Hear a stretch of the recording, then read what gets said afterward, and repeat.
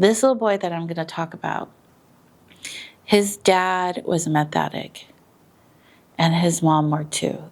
The mom overdosed herself on meth. The dad was in rehab, and he didn't overdose, but because of his condition was so horrible from overdosing so many times and being in rehab, his body just couldn't take the last heart attack that he had.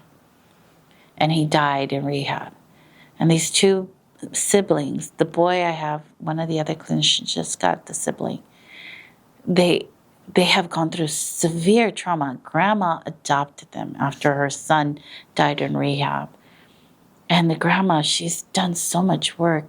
And when he came to me last September, he had tried to kill himself by jumping off the house.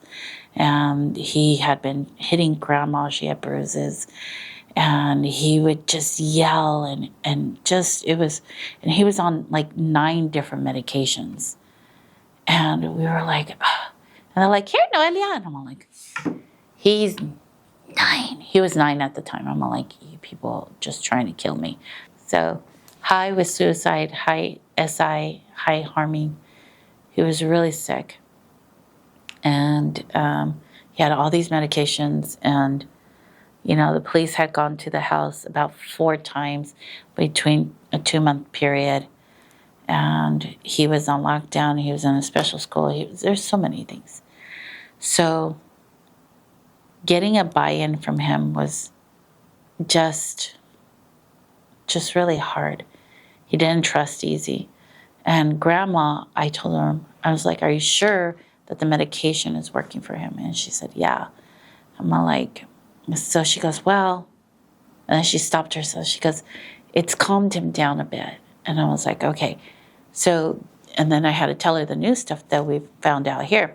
There's a swab that they now do based on your DNA. They can find the better medications that fit your DNA.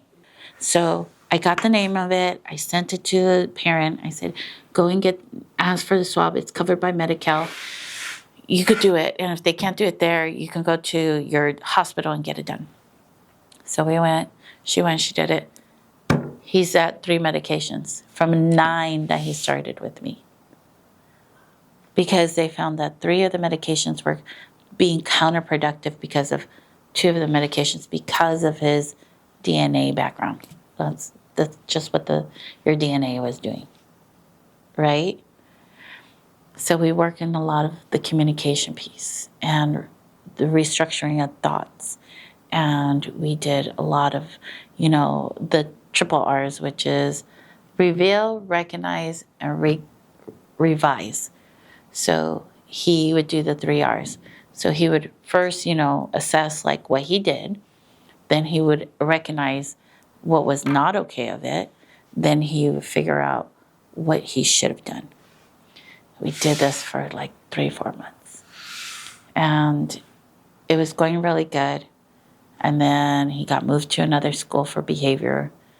And these kids were a top level higher than him. And it was big changes. There were a lot of things. He was trying to be violent. And I got back and I get on my knees and we're talking. And sometimes I'll do this kind of stuff. I'll use a lot of things that are visual or physical to assist kids, because once you've been in a lot of trauma, our sensories are very heightened, our hearing, our seeing, our sound, our taste, our feeling, a very heightened hyper-awareness, right? And so I did a lot of work with music with him. I did a lot of sensories. I did pouches that he could take to school.